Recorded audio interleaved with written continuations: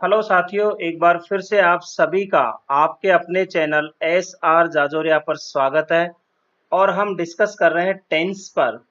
और आज का हमारा टॉपिक है पास्ट परफेक्ट टेंस। इसका पार्ट 1 मैंने पहले ही अपलोड कर दिया है, यदि आपने नहीं देखा है तो देख लीजिए। और उस वीडियो में मैंने पास्ट इंडेफिनेट और पास्ट परफेक्ट टेंस में क्या डिफरेंस होता है उसको भी मैंने बहुत ही बारीकी से समझाया है। बहुत सारे स्टूडेंट्स कहते थे कि सर इसमें बहुत कंफ्यूजन होता है और पास्ट परफेक्ट टेंस आज तक समझ ही नहीं आया कि वास्तव में क्या है। लेकिन जब पार्ट 1 वीडियो लोगों ने देखा तब कहा कि सर ये कंफ्यूजन हमारा शायद पहली बार हुआ है इस तरह से कि पास्ट परफेक्ट टेंस से संबंधित सारे कंफ्यूजन हमारे दूर हो गए आपके वीडियो देखने के बाद। तो उसमें हमने बेसिक कॉन्सेप्ट बताया था। आज हम डिस्कस करेंगे पास्ट परफेक्ट टेंस, यानी ये पार्ट 2 है। और यहाँ पर इसके यूज यानी पास्ट परफेक्ट टेंस का यूज कहाँ कहाँ किया जाता है, तो आपको 4 महत्वपूर्ण जो यूज है उनके बारे में बताऊंगा। इससे पहले आप लोगों से एक रिक्वेस्ट है, यदि आपने चैनल को सब्सक्राइब नहीं किया है तो कर लीजिए। वीडियो यदि आपको पसंद आए तो लाइक जरूर करें। अपने साथियों में, अपने पीयर ग्रुप में, दोस्तों में जरूर शेयर करें ताकि ये नॉलेज सब तक पहुंचे।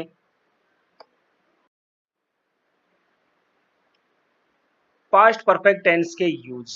पहला यूज क्या है, यदि भूतकाल यानी पास्ट में 2 कार्य हुए हो और एक कार्य दूसरे कार्य के पहले पूर्ण रूपेण समाप्त हो गया हो।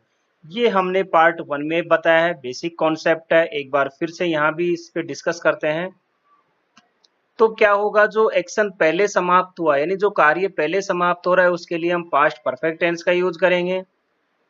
और जो एक्शन बाद में समाप्त होता है, जो कार्य बाद में होता है, उसके लिए हम पास्ट इंडेफिनिट टेंस का यूज करेंगे। ध्यान रखिए, पास्ट परफेक्ट टेंस में 2 एक्शन होते हैं और उसमें एक एक्शन पहले कंप्लीट होता है, दूसरा एक्शन जो है वो बाद में कंप्लीट होता है। पहले जो कंप्लीट होता है उसके लिए हम पास्ट परफेक्ट टेंस का यूज करेंगे, बाद में जो कंप्लीट होता है उसके लिए पास्ट इंडेफिनिट टेंस का यूज करेंगे। इसके लिए हमें कंजक्शन यूज करने होते हैं, 2 एक्शन को जोड़ने के लिए व्हेन, बिफोर और आफ्टर का हम यूज करते हैं। और ये मैंने बेसिक कॉन्सेप्ट में भी बताया था। एग्जाम्पल लेते हैं, वर्षा होने से पहले हम घर पहुंच चुके थे। तो वर्षा होने से पहले हम घर पहुंच चुके थे, पहला कार्य क्या हो रहा है, हम घर पहुंच चुके थे। तो यहाँ पे हम पास्ट परफेक्ट टेंस का यूज करेंगे। पहले से जुड़ा है, बिफोर लगाएंगे, वर्षा का होना, ये एक्शन बाद का है तो बाद में लिखेंगे और इसको हम पास्ट इंडेफिनेट में लिखेंगे। तो we had reached home before it rain. तो ये सेंटेंस हमारा पास्ट परफेक्ट का हुआ और बिफोर उसके बाद जो हमारा बाद का एक्शन है वो पास्ट इंडेफिनेट में हुआ। पुलिस के आने से पहले चोर भाग चुके थे। The thieves had fled before the police came। जब मैं वहां पहुंचा दावत शुरू हो चुकी थी। When I reached there the dinner had started।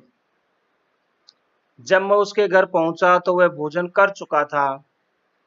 When I reached his house he had taken food। तो मैंने यहाँ when के भी एग्जाम्पल लिए हैं, इससे पहले बिफोर का बताया। अब आफ्टर के भी ले लेते हैं। रवि के जाने के बाद मैं आया था। तो पहला कार्य क्या हुआ, रवि का जाना और उसके बाद मेरा आना। तो I came after Ravi had gone. तो आई कैम यानी जो एक्शन बाद में हुआ उसको हम पहले लिखते हैं आई कैम, फिर आफ्टर का यूज करेंगे, फिर जो एक्शन पहले हुआ उसको लिखेंगे यानी कि पास्ट परफेक्ट में। तो रवि हैड गॉन। अपना पाठ याद करने के बाद राज स्कूल चला गया या चला गया था। तो Raj went to school after he had learned his lesson. अब ऐसा नहीं है कि इस टेंस की जो पहचान हम चुका था, चुकी थी, चुके थे बोलते हैं तो हर सेंटेंस में इस तरह से हो, केवल हमें समझना है कि ये सेंटेंस क्या कह रहा है और किस टेंस में हो सकता है। जैसे इस सेंटेंस में दिया गया है कि अपना पाठ याद करने के बाद राज स्कूल चला गया या चला गया था। तो आप इसको समझिए, यानी बेसिक कॉन्सेप्ट को समझिए, आपको सारी चीजें क्लियर हो जाएगी। अब यहाँ पे एक चीज और है, अभी हमने देखा कि दो एक्शन हैं, एक एक्शन पहले कंप्लीट हुआ, दूसरा बाद में। अब यहाँ एक स्पेशल नोट, इस पे आप ध्यान दीजिए, जब दो कार्य के बीच अंतराल कम हो, यानी एक्शन दो है लेकिन उनके बीच में जो गैप है वो बहुत कम हो, तो दोनों में हम पास्ट इंडेफिनेट का यूज करते हैं। ये बात आपको क्लियर ध्यान रखना है। जब दो एक्शन ऐसे हो, आपको लगे कि इनके बीच में जो गैप था, इंटरवल था, वो बहुत कम था, तो फिर आप जो है पास्ट इंडेफिनेट का यूज करोगे दोनों सेंटेंस में, पास्ट परफेक्ट का यूज नहीं करोगे। और यहाँ हम बिफोर व्हेन का यूज करते हैं कंजक्शन के रूप में, आफ्टर का यूज कभी भी नहीं करेंगे। जैसे खाने से पहले उसने अपने हाथ धोए, तो देखिए हाथ धोए, हाथ धोने के बाद उसने खाना खाया होगा, तो ये ऐसे कार्य जिनमें गैप बहुत कम था। तो दोनों सेंटेंस कैसे बनाओगे आप पास्ट इंडेफिनेट में? तो he washed his hands before he ate. तो यहाँ दोनों सेंटेंस हमने जो लिए हैं वो है पास्ट इंडेफिनेट में। जब मैंने उसे पीटा तब वह गाली देने लगा, तो जैसे ही पीटा वो गाली देने लगा होगा उसके तुरंत बाद, तो मतलब दोनों एक्शन के बीच में जो गैप है वो बहुत कम था, इसलिए हम यहाँ पास्ट इंडेफिनेट का यूज करेंगे। तो when I beat him he began to abuse. तो ये आपको विशेष ध्यान रखना है, मैंने ये भी समझा दिया है। और यहाँ पे हम बिफोर व्हेन वाले सेंटेंस लेते हैं, आफ्टर वाले कभी नहीं लेंगे, क्योंकि आफ्टर जब यूज होता है तो उसके बाद तो फिर गैप ज्यादा हो जाता है, फिर वहां पे हम जो एक्शन पहले कंप्लीट हुआ उसमें पास्ट परफेक्ट, जो बाद में कंप्लीट हुआ उसके लिए हम पास्ट इंडेफिनेट का यूज करते हैं। दूसरा हमारा यूज है कि कभी कभी सेंटेंस में दो भाग नहीं होते, आपको दिखने में दो भाग नहीं दिखेंगे, लेकिन फिर भी पास्ट परफेक्ट का यूज होता है, क्योंकि कॉन्टेक्स्ट से स्पष्ट होता है कि अभिष्ट कार्य दूसरे कार्य के बहुत पहले समाप्त हो चुका है। उससे ऐसा लगता है हमें कि जो कार्य है किसी दूसरे कार्य से पहले ही समाप्त हो चुका था।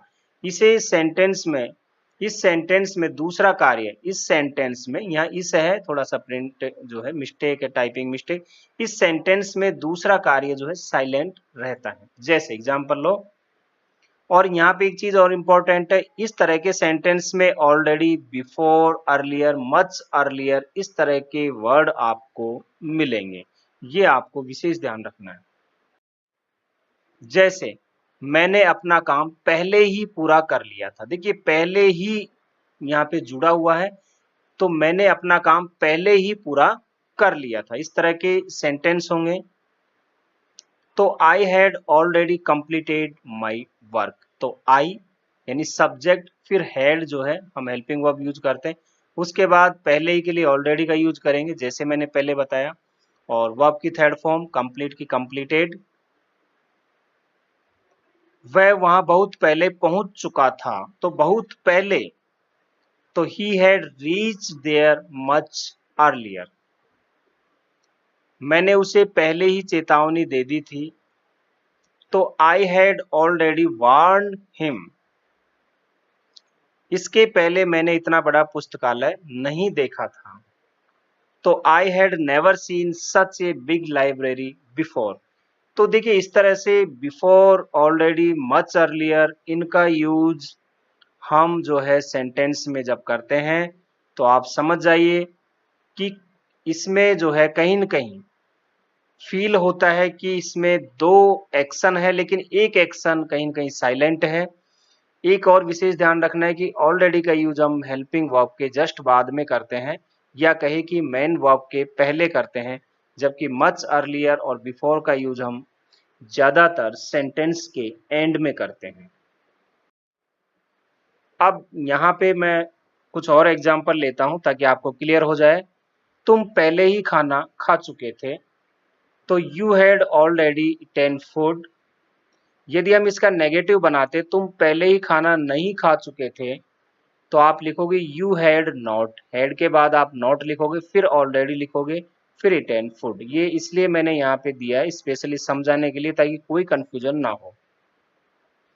क्या तुम पहले ही खाना खा चुके थे, तो इंट्रोगेटिव सेंटेंस भी है। तो सबसे पहले हेल्पिंग वर्ब हैड, फिर सब्जेक्ट यू, फिर आप ऑलरेडी, फिर इटेन फूड। तुम पहले ही खाना क्यों खा चुके थे, WH फैमिली का है, तो why had you already eaten food. इस तरह से आपको सेंटेंस बनाने हैं और ये आपका कॉन्सेप्ट क्लियर भी हो गया होगा। थर्ड हमारा जो यूज है, पास्ट परफेक्ट का प्रयोग प्रेजेंट परफेक्ट के पास्ट इक्विवेलेंट के रूप में यूज करते हैं, और इसके साथ में हम सिंस फॉर यानी टाइम जो दिया होता है उससे पहले सिंस फॉर का भी यूज करते हैं। जैसे हमने प्रेजेंट परफेक्ट में बताया था, उसी तरह पास्ट परफेक्ट का भी यूज किया जाता है। अब सेंटेंस देखते हैं, आप समझ जाओगे। मैं 10 दिनों से बीमार था। इस तरह के सेंटेंस आपने उसमें भी पढ़े थे प्रेजेंट परफेक्ट में कि मैं 10 दिनों से बीमार हूं। तो वैसे ही यहाँ पे मैं 10 दिनों से बीमार था। तो यहाँ पे I had been ill for 10 days. तो यहाँ देखिए फॉर का यूज हो रहा है, उसके बाद हम जो टाइम के लिए सिंस या फॉर का यूज करते हैं। और कैसे करते हैं इसके बारे में मैंने बताया कि सिंस का यूज कब करते हैं, फॉर का यूज कब करते हैं। तो I had been ill for 10 days. और इस तरह के एग्जाम्पल मैंने प्रेजेंट परफेक्ट टेंस का जो पार्ट 2 है उसमें भी बताया हुआ है। लखन 20 वर्षों तक एक शिक्षक रहा था। तो Lakhan had been a teacher for 20 years। मैं 1 महीने से व्यस्त था। तो I had been busy for a month. यहाँ इस तरह के सेंटेंस में जो ये बीन है, ये बी की थर्ड फॉर्म है, बी वाज बीन। तो उस सेंस में यहाँ पे इनका यूज हो रहा है। बहुत ही सिंपल सेंटेंस है, यदि आप प्रैक्टिस करते हो तो आपके दिमाग में इस तरह के सेंटेंस भी फिक्स हो जाते हैं। जैसे हमने प्रेजेंट परफेक्ट में पढ़ा था, जैसे मैं 10 दिनों से बीमार हूँ, तो आपने आई हैव बीन लगाया होगा। उस तरह यहाँ पे मैं 10 दिनों से बीमार था, यानी पास्ट की बात हुई तो आई हैड बीन का यूज करोगे। नेक्स्ट फॉर, इसका यूज है कंडीशनल सेंटेंस में भी पास्ट परफेक्ट का यूज किया जाता है, जिनमें कंडीशन पास्ट में पूरी नहीं हुई हो। जैसे यदि वह मुझसे मिलता तो मैं उसकी मदद करता। देखिए क्लियर लिखा है कि जिसमें कंडीशन पास्ट में पूरी नहीं हुई हो। यदि वह मुझसे मिलता तो मैं उसकी मदद करता, इसका मतलब वह उससे मिला नहीं और मैंने उसकी मदद की नहीं। तो इस तरह के सेंटेंस में हम पास्ट परफेक्ट का यूज करते हैं। यदि वह मुझसे मिलता, जैसे if he had met me I would have helped him. तो यहाँ जो सेकंड सेंटेंस होता है उसमें हम सामान्यतः वुड हैव और वर्ब की थर्ड फॉर्म का यूज करते हैं। यदि वह आगरा गया होता तो उसने ताजमहल देखा होता। तो वह आगरा गया नहीं और उसने ताजमहल देखा नहीं। तो फर्स्ट सेंटेंस हमारा जो है पास्ट परफेक्ट में बनेगा, if he had visited Agra he would have seen the Taj Mahal. तो ही, फिर वुड और हैव उसके साथ वर्ब की थर्ड फॉर्म। यदि वह मेरे पास आती तो मैं उसे एक उपहार देता। तो वह मेरे पास आई नहीं और मैंने उसे उपहार दिया नहीं, यानी कंडीशन जो पास्ट में थी वो कंप्लीट नहीं हुई। तो if she had come to me I would have given her a gift. तो बहुत ही सिंपल है इनके यूजेज, यदि आप कॉन्सेप्ट को पकड़ के चलते हो बहुत आसान हो जाता है। ऐसी कोई बात नहीं है, कोई चीज कठिन नहीं है, बस प्रयास आप करते रहिए। यहाँ पे आपके लिए एक एक्सरसाइज भी दी हुई है, आप सेल्फ करोगे। तो यहाँ पे कुछ एग्जाम्पल मैंने दिए हैं, वहाँ ब्लैंक छोटा हुआ है, आप खुद भरोगे। जो आप मैंने सेंटेंस बताया उसी बेस पे है, और कमेंट्स बॉक्स में मेरे को लिख के फटाफट भेज दे कि सर हमने कर लिए और हमने बना लिए। तो साथियों, उम्मीद है आपको ये वीडियो पसंद आया होगा। तो इस चैनल को सब्सक्राइब करें, वीडियो को लाइक करें, ज़्यादा से ज़्यादा इस वीडियो को शेयर करें। मेरे साथ इंग्लिश एंजॉय करते रहिए, हंसते रहिए, मुस्कुराते रहिए। और मेरे साथ एंजॉय करते रहे इंग्लिश। धन्यवाद।